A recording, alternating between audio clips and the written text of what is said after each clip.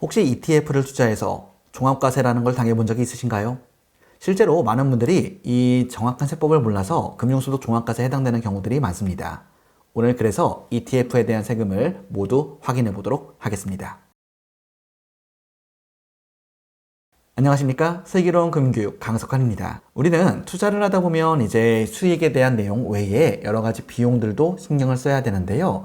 저는 항상 두 가지에 대한 비용을 고민해라 라고 이야기를 드리고 있습니다. 첫 번째는 금융사에 지불하는 수수료에 대한 개념과 두 번째는 정부에 납세하는 세금에 대한 개념이죠. 그럼 우리가 금융투자를 하면 발생하는 이제 세금 많이 언급했던 것 같습니다. 이자와 배당에 대한 세금이라고 이름을 부르고 있었는데요. 그 세율은 15.4% 자주 이야기했었죠. 그리고 연간 2천만 원을 넘어가면 금융소득 종합과세라는 것에 해당할 수 있다라고 했었는데 이 부분에 대해서 조금 더 정교하게 들어가 보면 헷갈릴 만한 내용이 등장합니다.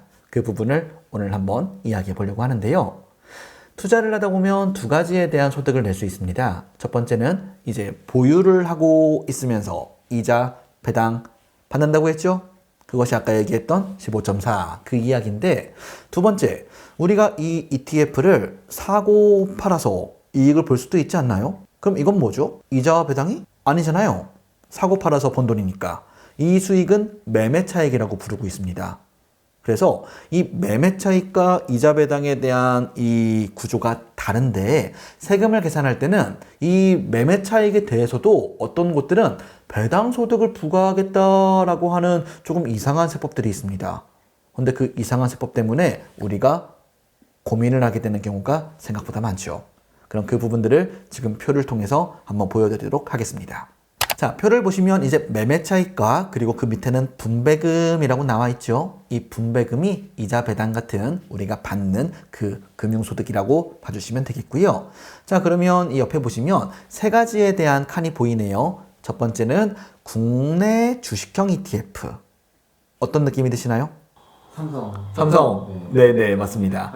하이닉스. 그렇죠. 코덱스나 뭐 타이거 ETF 뭐든 상관없습니다. 그 안에 들어있는 내용물이 이제 국내 주식형으로 구분이 되어 있습니까? 라는 거를 보는 건데, 이 국내 주식형 ETF는 국내 주식의 그 매매 차익과 세법이 같아요.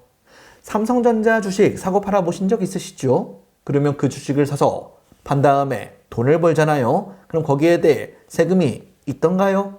국내 주식의 매매 차익에는 세금이 없습니다. 비과세가 되고 있어요. 그럼 쉽게 얘기해서 삼성전자에 투자해가지고 1,000만 원을 투자했는데 돈 벌어서 2천만 원이 된 거예요. 1,000을 벌었네요. 그 금액은 세금 없이 뺄 수 있다는 겁니다.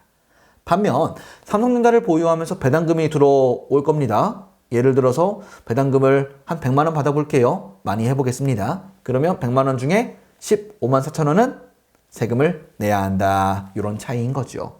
자, 이렇게 한번 정리해 봤는데, 그럼 국내 주식이 아닌 다른 것들은 세금이 어떻게 될까에 대해서도 확인을 한번 해볼까요?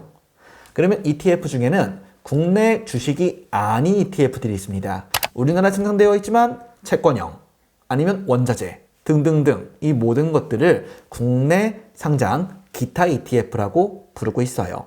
그럼 이것들에 대해서는 세금이 뭔가 다르다라는 이야기를 지금 하고 있는 건데, 그러면 우리가 항상 이야기하고 있는 나스닥 100 이야기를 해볼까요?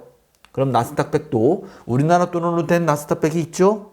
그리고 원래 어디 있나요? 미국 시장에 또 나스닥 100이 있습니다. 많이들 알고 계십니다. QQQ. 그 나스닥 100은 이제 미국에 상장되어 있는 것과 우리나라에 상장되어 있는 것 두 가지를 볼 수 있겠어요. 지금 화면에 띄어 있는 가장 우측의 해외 상장 ETF라고 쓰여 있는 것이 미국에 있는 QQQ를 이야기하는 것입니다. 그리고 국내 상장 기타 ETF는 똑같은 나스닥 100인데 우리나라에 상장되어 있는 타이거 미국 나스닥 100을 이야기한다라고 봐주시면 좋겠어요. 그럼 이 둘에 대한 매매 차익이 다르다라고 제가 써놨는데요. 그러면 국내 상장 타이거 나스닥 100 이야기해 볼게요. 그곳에는 매매 차익인데도 세금을 15.4를 떼어가겠대요. 헌데 이 세금의 명칭이 배당소득세라고 쓰여 있는 것도 눈여겨봐 주시면 좋겠습니다. 그러면 타이거 나스닥 100에 1,000만 원을 투자해서 1,000만 원을 벌었습니다. 그럼 1,000만 원에 대해서도 15.4%를 내야 한다라고 봐주시면 돼요. 반면 미국에 있는 QQQ를 한번 사고 팔아볼까요? 그럼 그곳에도 우리가 원화로 환산해서 1,000만 원을 투자했다가 2천이 됐습니다. 그럼 이제는 세법이 이렇게 되어 있어요. 해외 미국의 주식은 250만 원까지는 세금을 면제해주고 수익금에서요. 나머지 차액에 대해서는 22%를 부과합니다. 그러면 미국에 투자해서 돈 번 분은 얼마를 내야 될까요? 250만 원 공제하고 750에 22% 할 수 있겠죠? 근데 요 방금 이야기했던 QQQ의 세금의 명칭은 양도소득세로 들어갑니다. 차이가 느껴지시나요? 아까 우리나라 거는 타이거는 배당소득세였고 QQQ는 양도소득세라고 했네요. 여기서 핵심은 무엇이냐면 이 양도소득세는 종합과세가 되지 않는다라고 떨어져 있는 분류과세라는 거예요. 쉽게 얘기해서 미국에 있는 QQQ로 얼마를 벌어도 22%만 내면 끝난다는 거예요. 반면 우리나라에 들어와 있는 타이거로 이제 돈을 많이 벌면 어떤 일이 벌어질까요? 한번 재밌는 상상을 해보겠습니다. 한번 5천만 원 벌어볼까요? 예, 생각만 해도 기분이 좋으시죠? 자, 그럼 그 돈을 벌면 아까 우리 봤을 때 15.4% 얘기했으니까 5천만 원에 15.4% 하면 대략적으로 한 750만 원 세금 내면 끝나겠네 라고 생각하시겠죠? 실제 그 돈은 증권사가 원천징수하고 입금해 줍니다. 그럼 우리는 세금을 다 냈다라고 생각할 거예요.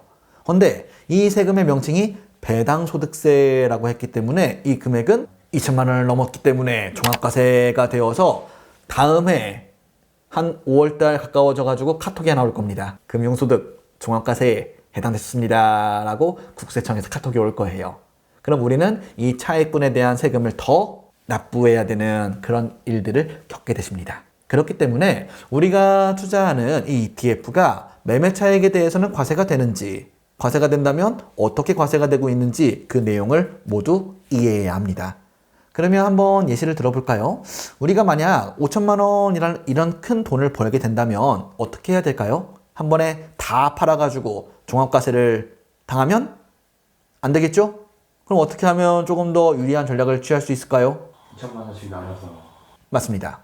지금 이제 이 영상 올라갈 때가 12월일 거예요. 올해가 지나가기 전에 이제 2천만 원 안쪽으로 매도를 끝내고 대신에 다른 이자 배당이 얼마인가도 확인해 보셔야 할 겁니다. 합쳐가지고 2천원으로 보시면 돼요. 그리고 내년도가 넘었을 때 또 2천만 원 안쪽으로 매도를 하고 내후년에 나머지 마무리를 해버리면 종합과세 당하지 않고 세금을 잘 낼 수 있겠네요.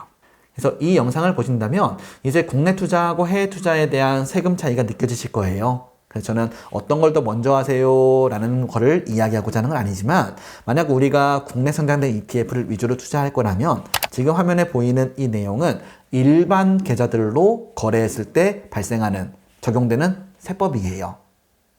그럼 우리는 어떤 계좌를 활용하면 이 세금들을 조금 더 쉽게 피해갈 수 있을까요? 맞습니다. 바로 절세 계좌들. 우리 절세 계좌들 여러 편 찍었죠? ISA, 연금저축, 비과세저축보험 이런 것들을 적극적으로 활용해 주신다면 이러한 금융소득에 대해서도 조금 더 유리한 그런 내용을 가져갈 수 있겠다라고 이야기 드리려고 했습니다. 지금까지 강석환이었습니다. 감사합니다.